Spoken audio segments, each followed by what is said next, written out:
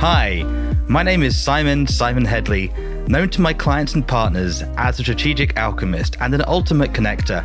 I'm a chartered accountant who brings together and bridges the worlds of business philosophy, finance, marketing, optimization, ontology, and so much more.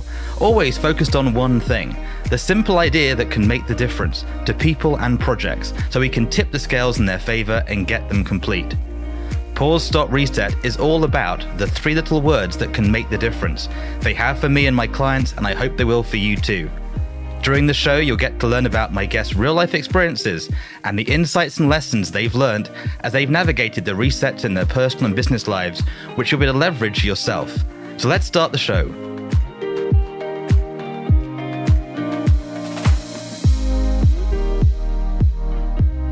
Hello, I'm Simon Hedley, and welcome to this episode of Pause, Stop, Reset. Today, I'm joined by someone that started out as a client, then became a friend, and is now the living legend that is Penny Hopkinson. She's got an almost unbelievable story, from a time as a journalist and the launch editor of magazines to working in the Middle East for over a decade. And now she's become the go-to operations manual specialist from the best franchises in the world. She's the author of the amazing book, Manual Magic. So without further ado, Penny, welcome to Pause, Stop, Reset. Hello, Simon. I've been looking forward to this since I met you, what feels now like 5 years, but it's probably 3 or 4 years since we first met. Yeah, I think you could say that. And Penny is somebody who we're going to get a bit of the story out today, hopefully. But I think this whole Netflix specials for Penny's back life that no one would ever believe. But we'll start at the start, start at the beginning. And so for people who may not know you that well yet, Penny, or haven't cut up with your resets, who are you and what are you focused on today? I'm Penny Hopkinson, and my focus is on operations, particularly operations manuals, where I reimagine the dull, text-heavy tome that nobody reads into a dynamic knowledge-sharing environment where everybody can participate, learn and grow. And said simply, that's sort of helping people come up with like what their staff need to do, so the things they want get to happen, have happen, and shifting that like a new way of doing that as well, right? Whole transforming that industry. Absolutely. And there's a really good reason for doing this, because today we find up to 5 generations under one workplace. And they all have different learning styles, different learning abilities.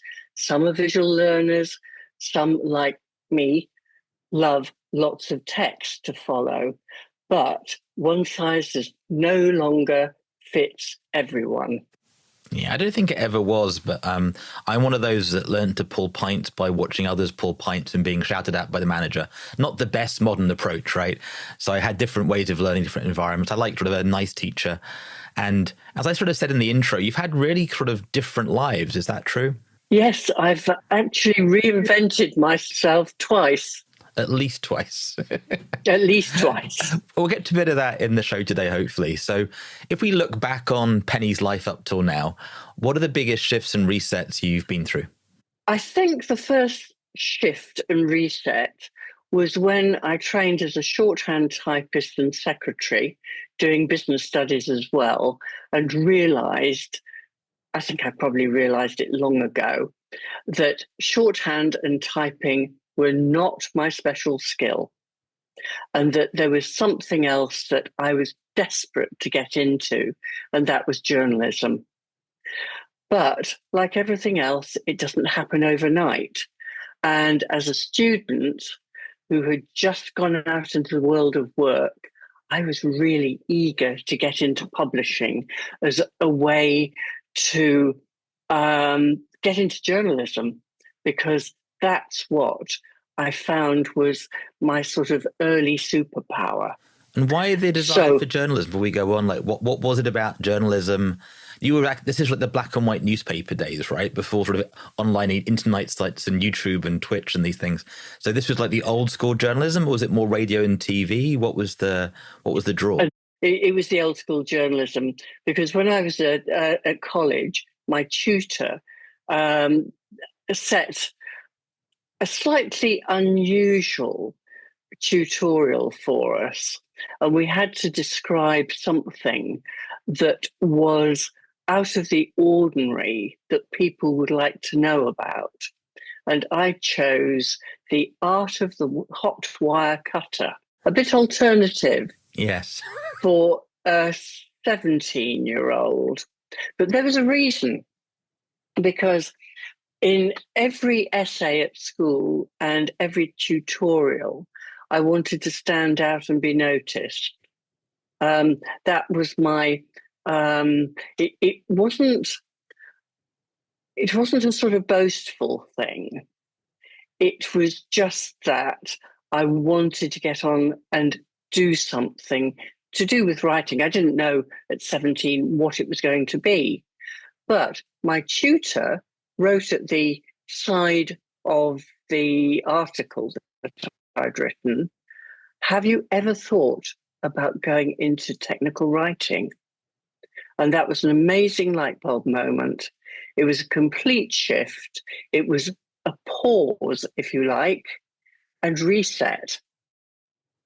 Because I absolutely wanted more than anything else to be a writer.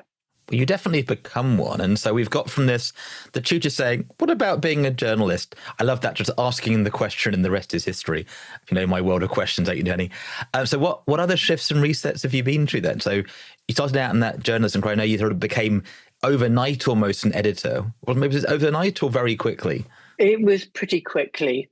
I got my first editorship 7 years after I got my first editorial assistant's job. Yeah, it's still quick in journalism. I think in my brain it was much quicker, but even that 7 years and then your, early 20s traveling the world as editor at large for this quite extraordinary trade magazine. That's right. That was Media International. It's the European Journal for Planners of International Advertising. And it was, journalists are always led to believe that advertising and editorial are completely separate. You never have anything to do with the other side. But here I was talking about advertising, talking about publishing, and being completely immersed in what I suppose was the wonderful golden age of advertising. Yeah, I recently there's been a big refresh with like Rory Sutherland's work with Alchemy and going back on those really, I call it the British genius wisdom-y sort of cheekiness adverts. You know the one I'm talking about, the full page spreads. This is not an advertised podcast, not to mention the brands. You can. But you know, those ads that stand out. Were there any particular ones that you sort of look back on and go, I loved that. That was as a person in the trade and also around it? I don't think that there's one that particularly stands out. I mean, you've got all the ones that are like an earworm that you just cannot get out of your head of the 60s. You know, everything to do with Cadbury's Flakes, Beans Means Heinz, and all those wonderful ads that are part of my growing up. I suppose you'd say, I don't know, it's difficult because there were so many.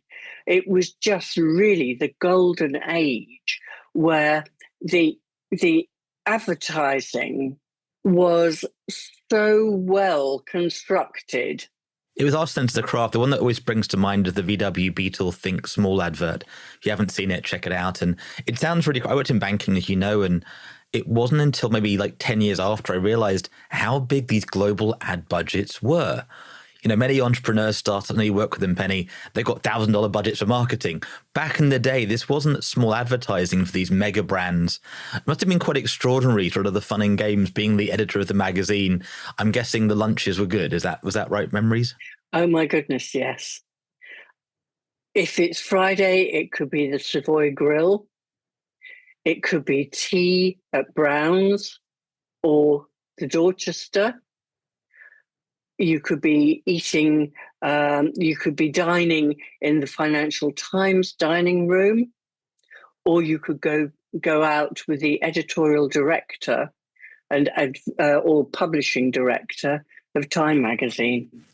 So it was That amazing. So yes, if you're listening in, those documentary filmmakers from like the Mad Men days, Penny and I want to talk to you. But as I said, the more Penny and I had these chats over the year, I was like, wow, because not what you'd imagine, right? It's not that thing. And so you're there living the high life in London. If you haven't been to these places, they are fun to visit still, these classics that sort of remain. How did you end up in the Middle East? It's a whole different world, right? That was a whole different world. And as anybody could imagine, particularly coming from the kind of comfortable, fairly sheltered background that I had growing up as a child, the Middle East was this sort of exotic place.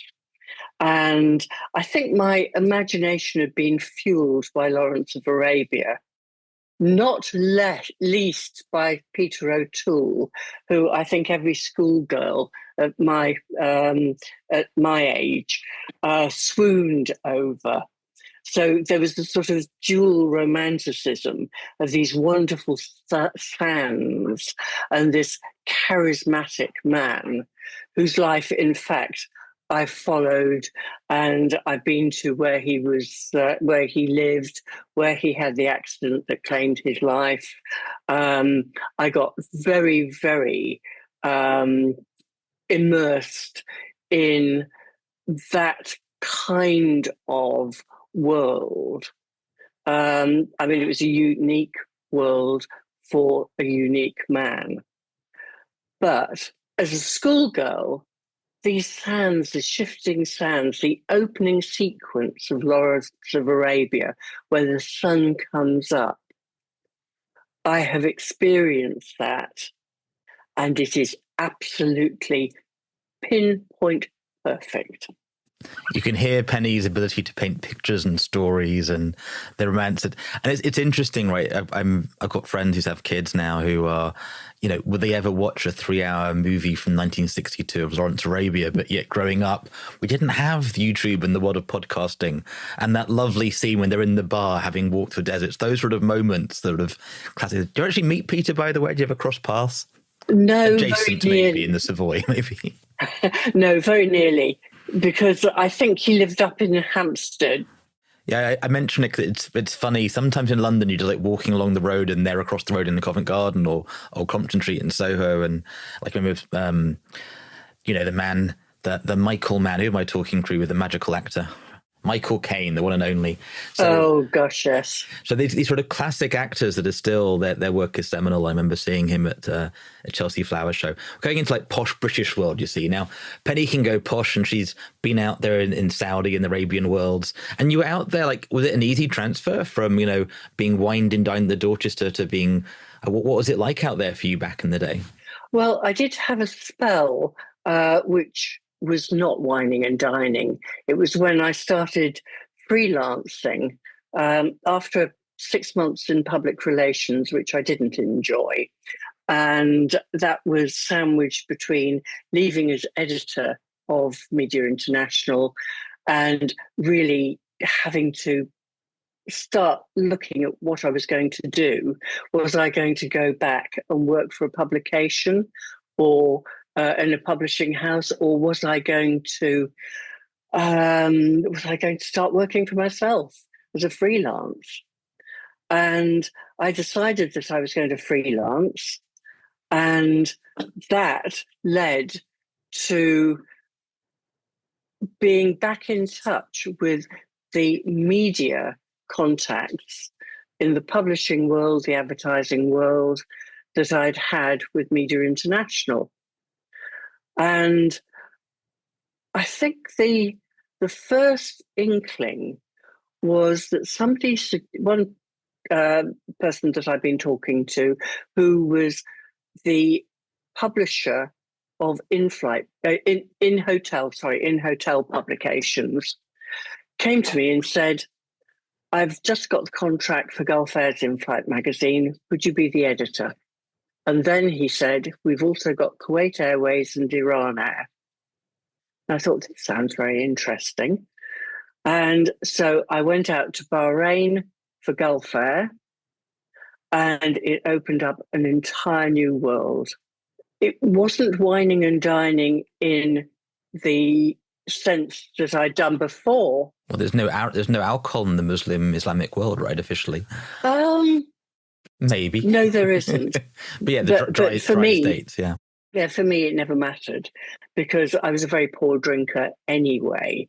And I was always to be seen with a glass of sparkling water masquerading as gin with a slice and a bit of ice. We've got it out of her first admission, her first spy trainings. Very good, Penny. Very good, very good. No, we're having some fun here. But look, this is why I say we could spend hours just going over it. I remember stories of you driving back from Saudi back to Berlin, I think it was, in a sports car, and many other fun adventures. Yes, that was Muscat to Stuttgart. There's a whole TV show coming. But just for brevity for today, right? I'm having a bit of fun with this. When you think about these resets, clearly somebody says, hey, what about this? And you've sort of gone, I'm in. You haven't climbed Everest. You haven't had a plane as far as I know. But this sort of like life travel adventure, the romance of Lawrence Arabia world, what enabled these ability to step into that? It sounds like resetting's really easy for you. Do you find pausing easy, stopping easy, all of it easy? Like, which of those three is your challenge? And what sets you up to reset and float around the world so easily? I think I find stopping difficult. I have a few grey hairs, and that probably means that I should have reached notional retirement some years ago. But I can't stop what I do. Once a writer, you always want to write. So what made me decide to go on and do all these sort of what people would call challenges, I found very easy because I have a huge curiosity. And that was instilled to me by my father, who used to take me into his factory and show me how machines worked. And this, going back to talking about the article on hot wire cutting, he would take me into the room and say, this is a new machine, it's a hot wire cutter, it's 600 degrees centigrade. We cut the polystyrene blocks like this, now you do it. And seeing or feeling a kind of pride that I'd managed to execute the task perfectly to my father's satisfaction, and the fact that he would always show me something. He had a mineral collection, only small specimens, but whenever he got a new specimen, he'd always show me under the microscope what it was all about, talk to me about it. We'd spend breakfast going through his catalogue, checking off the new minerals that he had got, because he wanted to get a completely full cabinet, or I say cabinet, but he had about 5 or 6 cabinets full of these mineral specimens that he absolutely loved. And he'd always show me anything new. He wanted to involve me. He involved me in his collection of bronzes. So I grew up understanding that there was so much, much more to discover, and how I could broaden the education that I'd had, which was just limited to O-level. Oh, wow. So what did you do from, was it O-levels at 16 then? No, never did. I went to college at 16 in London to do shorthand typing and business studies, because my parents said, if you can do shorthand and typing, you'll always have a job. Very good. And were they like, you could be a secretary? Was it those sort of days, or not quite that bad? Yay, yes. And you've definitely far exceeded that one. Wow, I didn't realize it's sort of that naivety, right? You assume people have sort of gone on, especially how well you communicate. And so I guess you've had that enthusiasm to learn, that support to sort of reach outside sort of the normal boundaries, and then gone with it. I can see why, once you've tasted how big the world is, having like, let me just stop stuff for a while isn't really what you want to be doing. It sounds like never ending learning and exploring and traveling is your ideal. Yes. And The other thing, there was an expectation that I would find a nice, well-heeled young farmer, settle down and have a family, and that was for my mother, job done. And that didn't happen, Penny? No, it's because I didn't want to. I always love it. I love strong humans, strong women especially, but sort of like, nope, not doing that. I'm doing this, and off you go. And you did more probably in that first 7, 8, 9, 10 years than most ever do in a lifetime with it. So I think we've covered a bit, and I love you have this ability to reset. And I think probably, is it fair to say that having been in different environments, you get better at doing that quicker? Is that what you found for you? Yes, I think so. And I think also the fact that you're dealing with so much knowledge and information very, very quickly. I believe I have the ability to understand something and grasp it quickly rather than somebody taking ages to do that. And again, with my love of editing, that makes life very much easier. And if you don't know, most of us that write and create hate editing. It takes hours and hours and hours. It is the bane of our existence. That's why I have James, we love you, and others, and these AI tools. But really, it's a human that goes, no, do this. And it is, Penny, I think many people don't realize how much you've experienced and how smart you are and how many different domains you've been out to. But one of the classic, it's almost a cliched question now. I mean, everybody asks it, but I've been asking it for 2 decades. We're going to stick with it, which is, what's the most important lesson you wish you could give your younger self, and why? I think the most important lesson is accumulate as much knowledge about the subject you love, are passionate about. You need to have a passion. Once you have a passion, you can build on that passion, become the expert at it. I think I've had something like 3 main changes of direction in my business life. And each time I've had to learn. I mean, the latest obviously being franchising and licensing, and how to replicate a business system throughout an emerging or very mature network. And franchising was the great marriage between quality management and everything that I'd been associated with up to that point. Now, accumulating the knowledge to become expert doesn't happen overnight, but you can build small steps, become great mountains. I think you've used that phrase before. Maybe. Have you used that before? Is that a Pennyism? No, actually. Trademark Penny Hopkinson. Could be right. No, it's good. And these little gems of Gene, little words of wisdom. Remember with the book title Man Your Magic, and it's really interesting. So franchising isn't a world most of us know, let alone the world of operations manuals, right? Quite dry, but actually everybody needs it in our lives and businesses. And as we go forward, the more we have things working. So that lesson, I think, is really useful for many of us. And again, we're still sort of on the outside of who Penny is, because she's a very many-layered woman, many-layered human. We love that for her. And obviously, you've read a lot of books. You've watched lots of movies. You mentioned Lawrence Arabia earlier. But are there books and movies that have really helped you pause, stop, reset, have helped you navigate and explore this wonderful world we have? If I were to choose another book, and again, this is a work of fiction.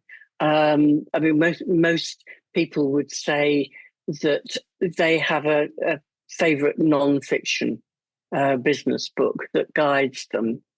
But at school, we did Far From the Madding Crowd. And Thomas Hardy, its author, has written so many very beautiful books. Now, when you're writing procedures, you strip everything down to its bare bones. There's no flowery language. There are no really evocative stories to tell. You tell stories as illustrations, but they're very matter of fact. you can't get any kind of idea, any flavour of the environment. And Thomas Hardy captures this absolutely magnificently. And if you want to understand good storytelling, this is the book that makes me stop every time. It makes me pause, stop, reset. Interesting. And not a book I've even thought about for years. I'm just skimming my mental notes here about Sergeant Troy with his display of swordsmanship. I'm going again, Netflix guys, Apple TV, One to Make, I think. It's one of those great works, Thomas Hardy, right? Different centuries, but these seminal works. And I love how you have the ability to jump between very dry, data-y things and that romance and journalism stuff. And can we mention any of your past I never know what's under NDA and not these days, like under what clients you worked for in the franchise writing space? I think that it's more, it's a fact that I started off with Champneys operations manuals when Champneys was owned by Guinness Enterprises. That is some years ago. I think that takes me back to about 1989. And that was my first franchise. And I realized, having been quality correspondent for the Institute of Purchasing and Supply, which is now the Chartered Institute, that as quality correspondent, I understood how total quality management can change a business. What was BS 5750 and became ISO 9001 is the quality standard to which many businesses aspire and want to be accredited. And when you marry the two, you have the perfect synergy, because the franchise agreement between franchisor and franchisee demands that you reach particular quality standards, which you need to explain, communicate, and monitor. And that is just such a powerful formula. The book is written mainly for franchisors, but it can be adapted to any type of business where you need to have your systems documented and all your systems running perfectly as you would with a balanced scorecard. No, I love that. And Champneys, wonderful spas back in the day. Many happy afternoons, my friends enjoyed while I was slaving away in the banking environment. So Indeed.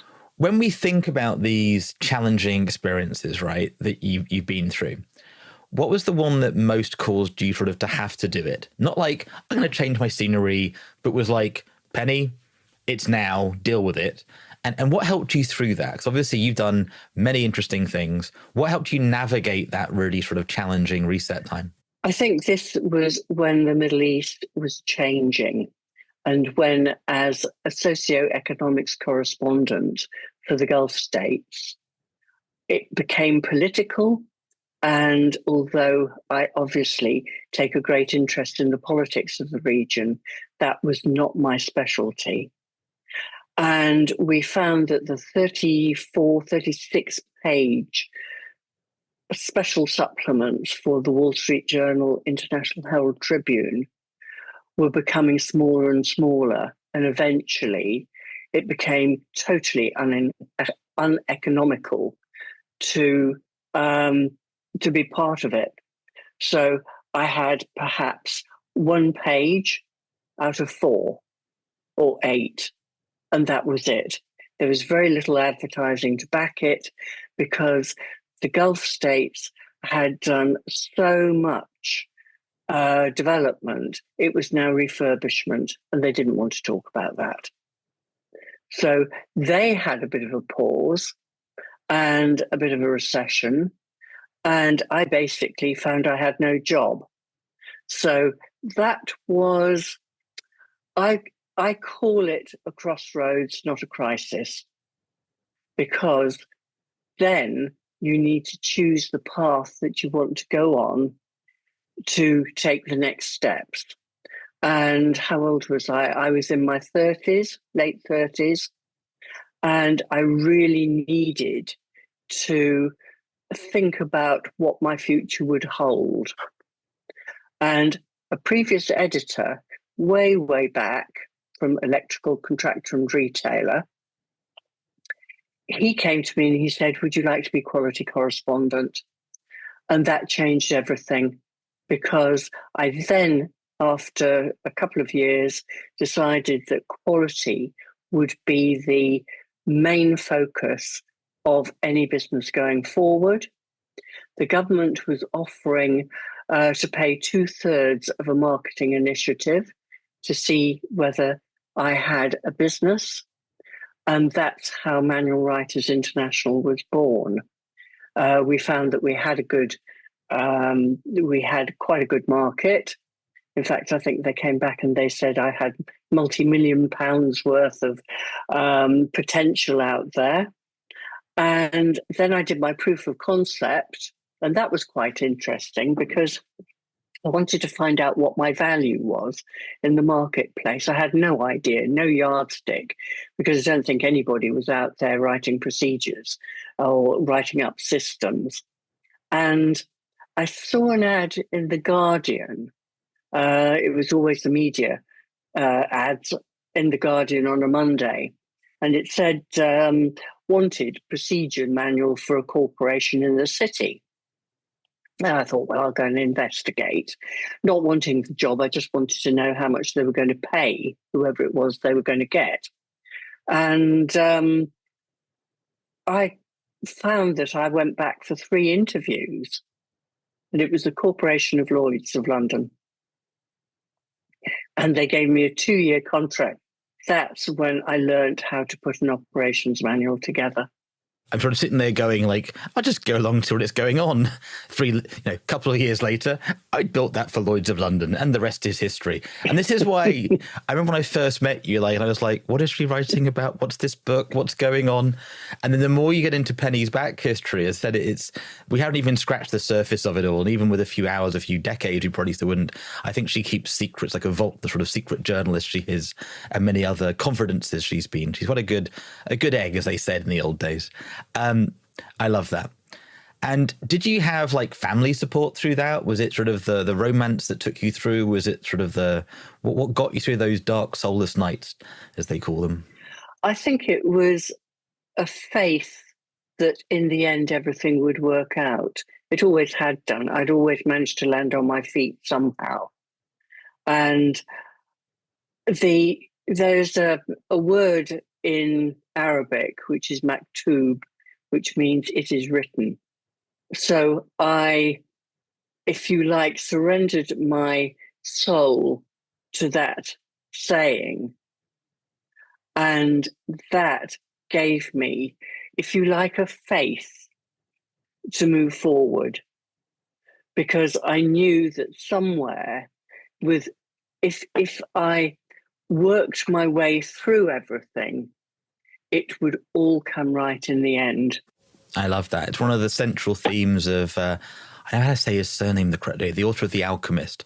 This sort of central theme of it is meant to be, it is written, life's purpose, it's what you're here for. In some ways, you couldn't make up this interesting that has you come to be the only person that gets manual magic the way you do, and could, because you've been there at the marketing, the advertising, quality control, decades of it around the world and seeing these different things.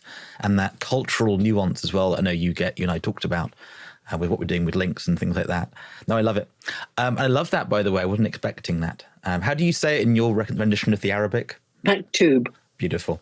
I struggle with the Arabic. I love it, but it's hard to do. And it's such a beautiful ability to bring this rich cultural heritage we have globally to what we're doing. The more I think if you get that, you'll find interesting things as you go journeying in life. So I agree. As we sort of get not to the end, but the beginning of the thinking about the end, if people are listening in and they are looking at what's possible for their lives, what's your biggest suggestion for them? You know, if they were like, Penny, I'm buying you a coffee, or they're buying your strategic advice for a minute, what's the top tip if whether they're going through really crazy bad times or things are going really well? What's Penny's top wisdom if somebody's looking to really expand into what's possible? I think it's almost go with the flow, because I believe if you force things in life, they don't actually turn out the way that you want them. My life has been completely different to anything that I could have ever imagined. I'd never imagined that I would go from being a trade and tech journalist to being an international editor, and then going on to be a Middle East socio-economics correspondent, and then finally spending the best part of 35, 40 years in franchising. I think you need to taste different things to understand what it is you really want. And going with the flow and not forcing things. You know that phrase, be careful of what you wish for. You know, if you force something, it doesn't always happen in the way you want it. Be careful of what you wish for. Love that one. It's a really tricky balance, isn't it, between the sort of go make it happen, take responsibility, the full on, we can do it, and that bit of laissez-faire, and it all works out perfectly. It's this very interesting nuance, because I know how much work you put into the book. You weren't just like, I'll just wait at home and it'll write itself. And at the same, this balance. And when you said that, I sort of smiled away. It's almost like you had my earlier conversation in your ear, because literally that was one of my old friend's advice. He's like, just patience. Things will work out at the right time. You don't want to push it too much. And the sort of balance of chasing things up. And we're into winter here in the UK as we record this, sort of November, December time. And, you can't have the spring and the harvest right now. Wait till summertime. It's but doing the work. I love that. Really love that, Penny. Thank you. So if they're listening in, this is their sort of first or millionth time listening in to Penny, what's the one takeaway from hearing today that you really want them to be left with? Their sort of nugget of gold, their words of wisdom. If it's to do with what I do and creating an operations manual, which helps you take those small steps to continuous improvement, what I would say is engage your team. Or if you have more than one team, like a franchise, engage your teams to be part of what you do. Offer an incentive, get them to try to make little steps towards reducing incidents, accidents, wastage, and making engagement and employee retention your focus. Talk about knowledge sharing environments, not operations manuals. Look for a dynamic platform that you can use to get this engagement, and make it something that everybody is proud to contribute to, because nobody under 35 is going to read dull text, heavy tomes. They just won't do it. They're the TikTok, the YouTube, Instagram, TikTok generations. And so young millennials, Generation Z, or Z if you're American, and the upcoming alpha, they are the ones that are going to make a difference to your business with their ideas. They want to be part of it. They want to be valued. And if you can get that balance right, you will have a fantastic business. I like that. And even if it is a business context, I think it works everywhere. That being valued is so, so, so important. I think I've shared a bit of the 5 connections with you lately, and I've really watched how giant corporations are destroying raving fans by really not caring. Like they do. And it's really hard because the person you're employing is earning what he's earning, but he isn't a part of the business the way that founder is when you launch a venture. And in relationships and our friendships, like you and I have met up live, but not for ages because I've been ill and you've been ill and we've been trapped. And it is like really hard to keep that live relationship if you haven't got that time to break bread. And like, why I'm glad you came on the show today. This is sort of the longest we've spoken in ages, which I'm loving, by the way, but it's really hard to do that. So that really valuing time to listen, such good advice there and so grounded. And I would just add one little bit, and I would say, instead of always thinking about top down and the corporate entity teaching everybody in the lower management departments, think about peer-to-peer engagement and how YouTube works, and how everyone under about 40 refers to YouTube for the information on how to do something. Yeah, and it's changing faster by the day. As you know, I've been involved in a lot of special projects work, and what we thought of as, AI 10 years from now is now available today. There's literally, I could just give them our bios and it would record a podcast. So there'll become a time when it's better than us ourselves. I don't know if you've done this yet, Penny. Have you made a custom GPT of your book yet? Yes, I have.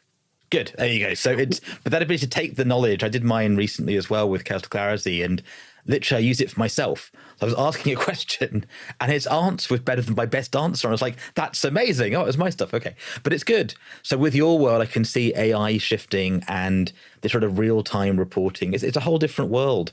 And that's exciting, right?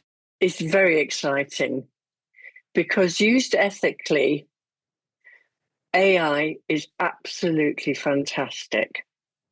And if you make it your business to be proficient with AI, then you will always be ahead of the game and you will always have a job. Well, I think you hit a magic word there, which is my favorite thing, ethics, which is not necessarily reading a book and doing what it says, but learning to live it. As you break bread and you travel, you realize that things are what they are and things are what they aren't. And there's all this magic and mystery in between. With my book, I have a QR code, which lets you into my database of tools and resources. There, we have my little chatbot, who's called Ask My Wizard, and you can ask it anything about the operations manual, and it should give you a coherent reply. I love that. I'm not going to go buy more domain names, but if you know what I'm saying, you might want to think about that one, Penny. That's a good one. AskMyWizard.com. No, back to the show. And if it hasn't been bought, it's a giveaway. Make money and share it and pay it forward, and let Penny know you can point to her chatbot too. No, I love that. So a couple of quick questions for you. Have you enjoyed being on the show today? It's been fantastic, Simon. You're very generous with me. What is the question we haven't asked you, we need to ask you before we let you go today? What's the thing that, if you just asked me that question, I could have shared this. There's a question and answer waiting, Penny. What is the question and what is your answer? I think the answer is, what is it that a good editor can do that AI can't? I love that question.